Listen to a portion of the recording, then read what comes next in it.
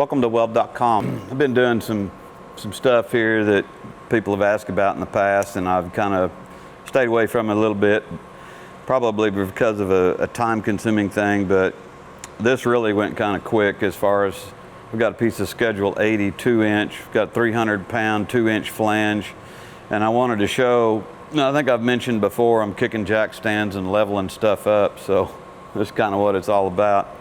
So this would be like me fitting for myself. And the first thing is I need to put a flange on here that's straight and square with the run of this pipe. So I'm using the positioner for height here just to hold it. And my pipe is level, okay?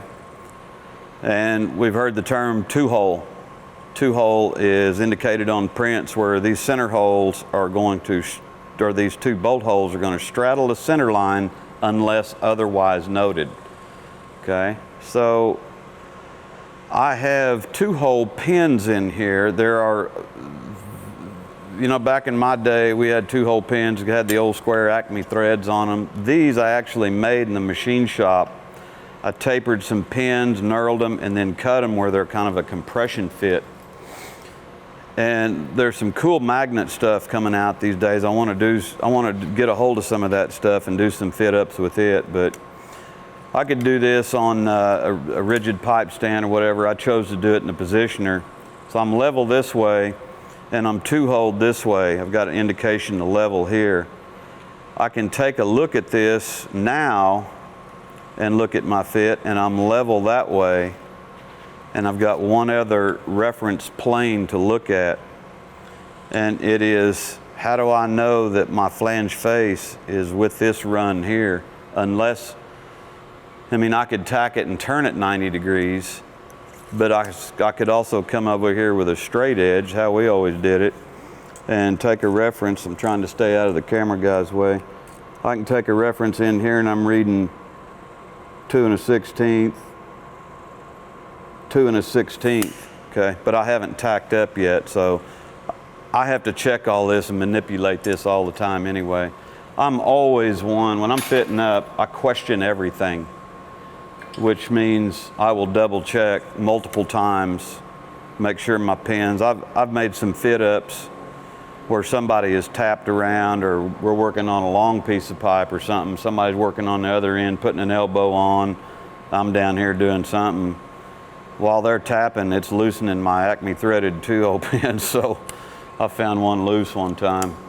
I check everything.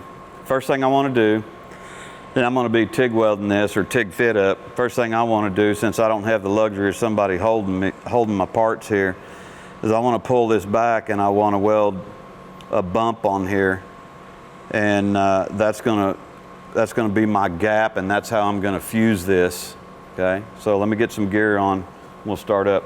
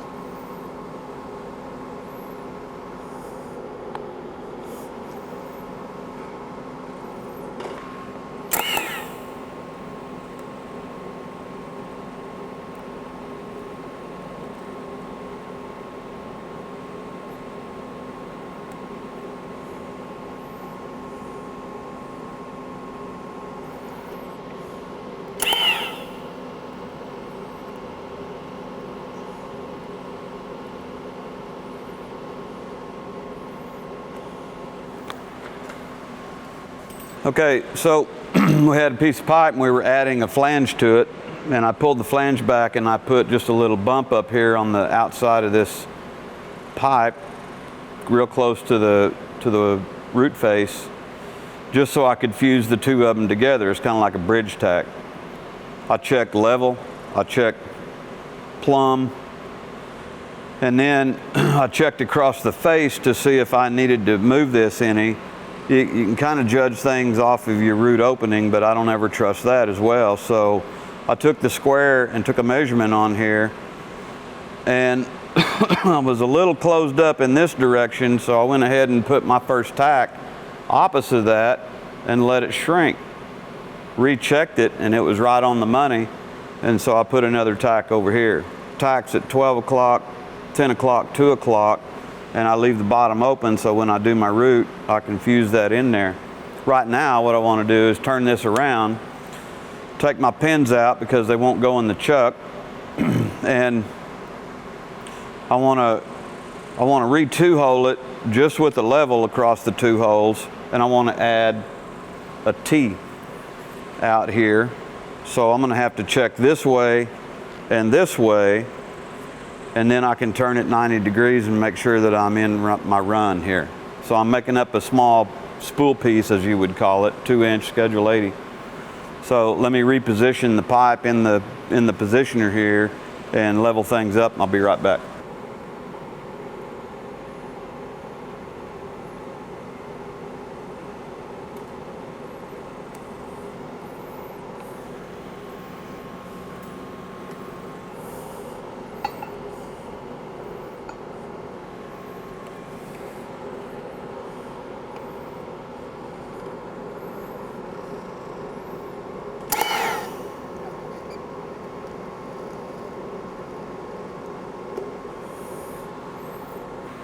So at this point, I had turned the pipe around. I couldn't use my pins in the chuck, so I went ahead and held it up there, gauged it off of the edge of the bolt holes. I'm two-holing that direction perpendicular to the center line. I'm level this way. I went ahead and welded a bump across here for my bridge tack. I can tell that the piece of pipe is not cut with the T, so I got a variation in gap. I think we've all talked about you're never going to get your perfect fit and everything. I like the big gaps when I'm TIG welding. This is a little off. I am good with my two-hole across the T this direction. Have not checked. I'm level that direction, so the last thing to check is out here. Now I could do this with a level without moving the pipe, except I've got this in the way. There's still a way to do it. I can go get a bigger framing square, not move the pipe at all, set the framing square up here, get out away from the jack stand and measure this twice, which would indicate if this T is running down the center line of this. That makes sense? So there's multiple things to check here. Pipe fitting is kind of a game. You gotta think of ways to work things around and everything. So, you know, I got a jack stand. I got my little baby square. Let me go grab my big square. Be right back. So since I didn't want to move anything, I went over and grabbed my big square so I could get out away from this jack stand.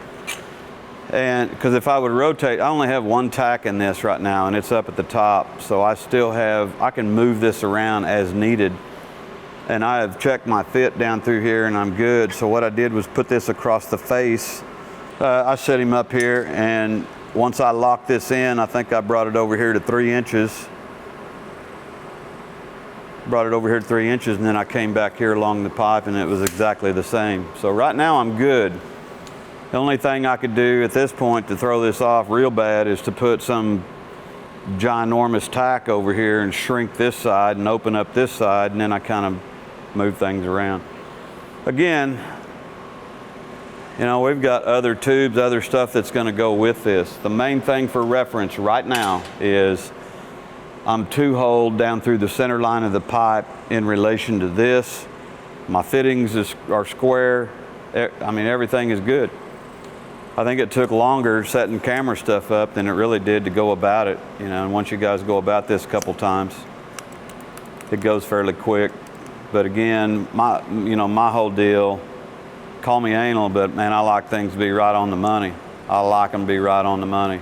I hand my work off somebody else and they go bolt it up, and then they've got to make a weld, and they've got some weird gap on one side and it's tight on the other because I missed. You know, that's not good. So I don't want anybody screaming at me later on. Like, I make it good first time. I'm going to put 2 more tacks in here, 10 o'clock, 2 o'clock up here. I'm good to go. I'm ready to weld out. Probably do TIG roots, since it's already chucked up in the positioner, we could do a TIG root and a MIG fill-in cap. Be done with this thing. We're out of here.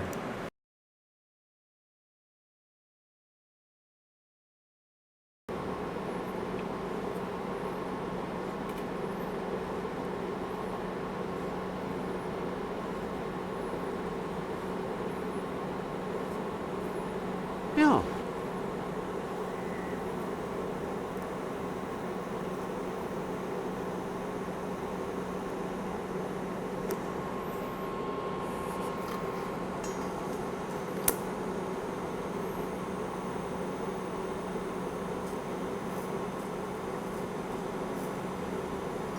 Yeah.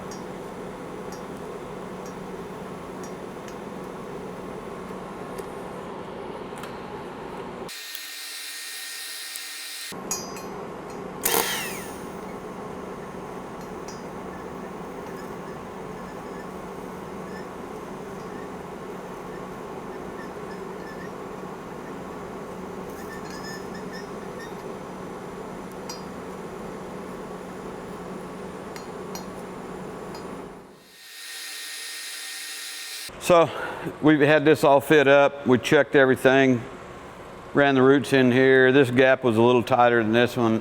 This one was a little tight, and you guys that work with fittings a lot will attest to this. You'll see it on eccentric fittings, concentric fittings, and tees and stuff like that. There'll be the bevel, and there'll be this taper thing on the inside. Some of it's kind of annoying because they're kind of a sharp edge. And so I checked this root on the way out because it was inside the pipe. This one here, I've got a little repair to make right down here on bottom. I missed an edge. Hey, I'm human, man. We've all done it. That's us welders anyway, that anybody that welds. Anyway, I'll go in there and zip that open a little bit and repair it. And then I can come back. I've got options of taking this all the way out, but actually since it's on the positioner and the old roly, I can get this thing going on some short arc MIG or something, stationary uphill, 035 wire, and run it in there pretty good. So if I had a bunch of these to do, that's probably the way I'd do it, especially if the procedure called for TIG roots, MIG cap. I'd probably do something right up here about 10, 11 o'clock where the pipe is, where I'm just slightly uphill. Hey, I hope this helped out. You know, I learned a little bit here. I always kind of missed my nice fit that I like and got myself skinnied up over here. But when you're working with fittings, dimensions, you got to hit them. So you're either going to get the fit you want, which would have been determined by the pipe length, or you're just going to have to kind of weld what you get. So I hope this helped out. Thanks for watching Weld.com. Please subscribe to the videos.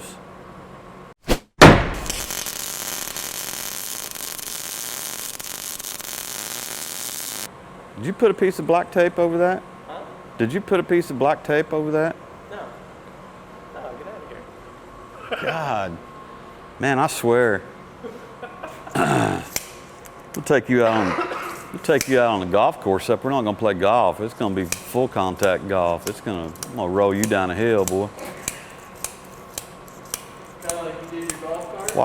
Why are you stumbling around? I'm gonna throw you out of the golf cart like I did Michael one day. Actually, it was his fault. He's like a bird dog turning circles looking for a place to sit down. He fell out of the cart. I like big gaps and I cannot lie.